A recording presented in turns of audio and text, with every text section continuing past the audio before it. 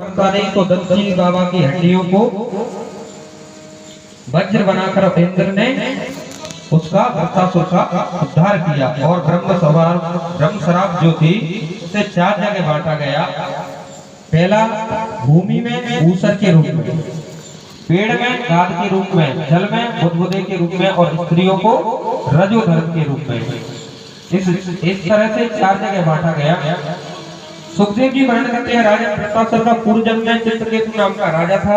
उसकी कई पत्नियां थी लेकिन कोई संतान नहीं थी। अंगरा ऋषि के दिव्य प्रताप से चित्रकेतु के घर पुत्र हुआ, लेकिन रानियों ने मिलकर उस पुत्र को विष दे दिया। बड़ी रानी का पुत्र था, अन्य रानियों को पुत्र नहीं था। आवेश में आकर उसे विष दे दिया और पुत्र की मृत्यु हो गई।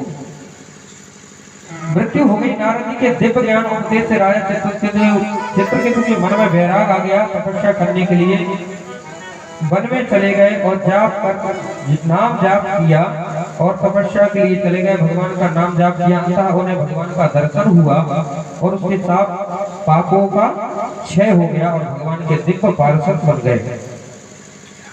एक दिन आकाश में विहार करते कैलाश पर्वत पर होकर जा रहे थे तो माता सती को शिव जी की गोद में बैठा देखा। अब कुछ लोग जो होते हैं ना, उनकी दृष्टि पहले ही से खराब होती है। महाराज पार्वती जी को शिव जी की गोद से देखा तो लौकिक दृष्टि से काम भाव से देखने लगा। पार्वती जी ने उसे श्राप दिया, जा तू राक्षस हो जा। पार्वती जी के श्राप के कारण वृत्तासुर रूप में जन्मा और आदरणीय सुखदेव जी ने 49 महारुद्रगणों की कथा सुनाई और इससे 6वां स्कंद पूर्ण हुआ। बोलो भागवत भगवान की जय। अब 7वां में प्रवेश करते हैं तो बड़ी ही सुंदर बात कही सुखदेव जी महाराज ने कहा, समप्रिया सुरत ब्राह्मण भूतानां भगवान स्वयं इंद्राते कथम दैत्या नवदीत विष्णु यथा। क्या कहते हैं राजा परीक्षित ने कहा, गुरुवर मैं तर्क नहीं करता, मैं आपसे कोई तर्क फालतू की बात नहीं कर रहा हूं। मैं तो आपसे सिर्फ एक प्रतिज्ञा, एक आपसे अनुरोध कर रहा हूं, जिज्ञासावश आपसे एक प्रश्न पूछना चाहता हूं। राजा ने पूछा, परमात्मा की दृष्टि में भेद है कि नहीं? पहले ये बताओ, परमात्मा की दृष्टि में भेद है क्या नहीं? क्योंकि परमात्मा अपने भक्तों को बचाते हैं और दुष्टों को मारते हैं, देवताओं का रक्षा करते हैं और उनका भक्षण करते हैं, दैत्यों का। लेकिन भगवान राक्षसों को मारते क्यों हैं और भक्तों को बचाते क्यों हैं? उनकी दृष्टि में भेद है क्या नहीं? क्या राक्षस उनके संतान नहीं? क्या देवता ही है, मनुष्य है उनकी संतान, राक्षस नहीं है? जिन देवताओं के लिए राक्षसों का वध कर देते हैं वो सब देवता अच्छे नहीं होते क्या? आचार्य सुखदेव जी ने बहुत सुंदर उत्तर दिया, राजन भगवान कभी किसी को नहीं मारते, भगवान किसी को नहीं बचाते, ये सब कर्म का खेल है। वास्तव में भगवान की दृष्टि में किसी प्रकार का कोई भेद है ही नहीं। भगवान की दृष्टि तो एकदम सम है। परंतु राजा भगवान के सामने जो आ जाता है वो भवसागर से पार हो जाता है और जो भगवान के सामने नहीं आता वो उसी भवसागर के कुचक्र में फंसा रहता है। परमात्मा का चिंतन करो, शब्द जाने का अर्थ है, चिंतन का अर्थ है भगवान के सामने जाने का। जिसने जितना चिंतन किया उतना ही जल्दी परमात्मा की प्राप्ति उसे हो जाती है। भगवान से मिलने की पद्धति भिन्न हो सकती है और गति भी भिन्न भिन्न हो सकती है, लेकिन परमात्मा मिलते जरूर है। आचार्य सुखदेव जी कहते हैं, राजन मुझे एक बात याद आ गई, तुम्हारे बाबा युधिष्ठिर जी ने राजसूय यज्ञ किया था और उस यज्ञ में महाराज सभी राजाओं को बुलाया गया और उस राजसूय यज्ञ में एक प्रश्न उठा। क्या प्रश्न था कि सबसे पहले किसकी पूजा की जाए? तो महाराज सभी राजा महाराजा वहां बैठे हुए थे, तो वहीं बैठा था शिशुपाल और महाराज शिशुपाल का क्या काम था कि भगवान को रोज 99 गाली देता था। और जब ये प्रश्न उठा कि सबसे पहले पूजा किसकी की जाए, तो उसमें जरासंध, कई लोग कहते हैं कि जो है नकुल जो था वो पांडवों का पुत्र था, और सहदेव, तो सहदेव एक जरासंध का भी पुत्र था। तो महाराज सबसे पहले वो जरासंध का जो पुत्र था वो भी उस राजसूय यज्ञ में आया था, ये शास्त्रोक्त प्रमाण मिलता है। और कई लोग कह देते हैं कि पांडवों का जो पुत्र था सहदेव, उसने कहा था, ऐसा नहीं, वो जरासंध का जो पुत्र आया था उसने कहा था कि सबसे पहले पूजा का अधिकारी कौन है, भगवान श्री कृष्ण। जब इस प्रकार से कहा तो महाराज शिशुपाल खड़ा होगा और आग बबूला हो गया, कहने लगा जिसकी माता का पता नहीं, जिसके पिता का पता नहीं, जो पोखर का पानी पीता है और कल गईयों चराता था, आज वो सर्वप्रथम पूजा का अधिकारी हो गया। महाराज जब जब जब गाली देने लगा, और पांडव जहां बैठे हो और भगवान को कोई गाली दे, ये हो सकता है क्या? महाराज अर्जुन ने तुरंत गांडीव हाथ में लिया, बोले मैं इसके टुकड़े टुकड़े कर दूंगा। भगवान ने कहा नहीं, अभी कुछ समय और शेष है। महाराज जब 101 गाली दी तो भगवान ने अपने सुदर्शन चक्र को छोड़ा और उसके सर को धड़ से अलग कर दिया।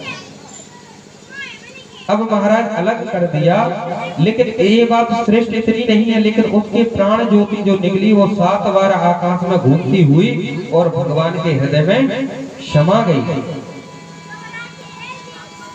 महाराज ज्योति निकली और भगवान के हृदय में समा गई, इसे कहते हैं संयोजित मुक्ति। मुक्ति के भी कई प्रकार की होती है और इसे कहा जाता है संयोजित मुक्ति। आप ध्यान दें, संयोजित मुक्ति से दूसरी बड़ी कोई मुक्ति नहीं हो सकती, यानी कि भगवान में विलीन होना हर एक किसी के बस की बात नहीं। महाराज तुम्हारे बाबा के पास में बैठे थे नारद जी, और नारद जी से तुम्हारे बाबा ने प्रश्न किया, बोले ये भगवान को रोज गाली देता था और फिर भी भगवान ने इसे ऐसी गति प्रदान कर दी, क्यों? इतने तो लाखों वर्ष तक नरक में सड़ना था और इसे संयोजित मुक्ति प्रदान कर दी, आखिर क्यों? नारद जी ने बात की, परीक्षित तुम्हें बताना चाहता हूँ, कामाप दोष भय स्नेहा यथा भगवत में सर्वना आवेशम तत्वम हित्वा बहवस गतिम गताः। नारद जी ने कहा, मानव शिशुपाल कृष्ण को रोज गाली देता था, लेकिन गाली देते समय भगवान का ध्यान तो करता था, भगवान को याद तो करता था। गाली देते समय उसके सामने भगवान की झांकी तो होती थी। कैसे कृष्ण को भजो, काम से, ध्योग से, किसी भी भावना से तुम भज सकते हो। और शिशुपाल ने भगवान को ध्योग से भजा। महाराज शिशुपाल ने कृष्ण को ध्योग से भजा, कंस ने कृष्ण को भय से भजा। पद्धति भिन्न हो सकती है, इसमें कोई अंतर नहीं पड़ता, लेकिन कृष्ण को याद करने का जितना ज्यादा याद करोगे वो यहाँ पर अंतर पड़ता है। कोई उन्हें मित्र बनाकर भजता है, कोई उन्हें सखा बनाकर भजता है, तो कोई उन्हें गुरु बनाकर भजता है। भजन करने की पद्धति भिन्न हो सकती है, उसमें अंतर पड़ सकता है, लेकिन गति में अंतर नहीं पड़ेगा। लेकिन पारिषद भगवान को प्रेमी बनाकर भजो, पति बनाकर भजो, और जो भी आपका रिश्ते उचित लगे तो वो भज सकते हो। और यहाँ तक आप भगवान को शत्रु बनाकर भी भगवान का भजन कर सकते हो। लेकिन शत्रु बनाकर भजने में अगर बाजुओं में ताकत हो तो ही शत्रु बनाना, अगर बाजुओं में ताकत नहीं है तो भगवान को शत्रु नहीं बनाना। महाराज कोई मित्र मिला, किसी का मित्र था और कहीं जा रहा था, और वो जा रहा था तो मित्र से कहा, जाओ तो आप दर्शन करने जा रहे हो द्वारका देख के, तो पड़ोस में ही हमारे मित्र रहते हैं और जाकर उनसे कह देना, फिर वो आकर हमें 2-4 रुपए तो मिल लेंगे। महाराज मिल लेंगे। तो वो मित्र गए और उन्होंने कहा कि आपके मित्र ने आपको याद किया है, आपसे मिलने की आकांक्षा है। तो जो मित्र को संदेश सुनाया, मित्र ने कहा ठीक है मिल लेंगे, आज नहीं तो कल, बोले आज पानी बरस रहा है, तो आज हमें टाइम नहीं है। कल जाकर मिल लेंगे। कहने का भाव क्या, मित्र मित्र को भूल सकता है, लेकिन अगर चौराहे पर आप जा रहे हो कहीं बाजार में या कहीं भी गांव में हो और समाज में बैठे हो, कोई आके 2 थप्पड़ मार दे तो क्या आप भूल जाओगे? तो यानी कि मित्र से ज्यादा शत्रु को भजता है व्यक्ति। शत्रु को भूल नहीं सकता, कदापि मित्र को भूल जाएगा लेकिन शत्रु को नहीं भूल सकता। शिशुपाल, दंतवक्र, कंस, रावण, कुंभकर्ण ये सब परमात्मा को शत्रुता से भजते थे। इससे भक्तों से ज्यादा परमात्मा ने इनको पहले गति प्रदान कर दी। इसलिए शिशुपाल को जो मुक्ति मिली, कभी कभी ऋषि महात्माओं को वो संयोग मुक्ति नहीं मिलती। सुखदेव कहते हैं, राजा जी तुम्हारे बाबा ने कहा, आपने समझा कि शिशुपाल कृष्ण की शत्रुता से, एक नहीं बोले 3-3 जन्म की शत्रुता से। पहले हिरण्यकशिपु बना और प्रहलाद को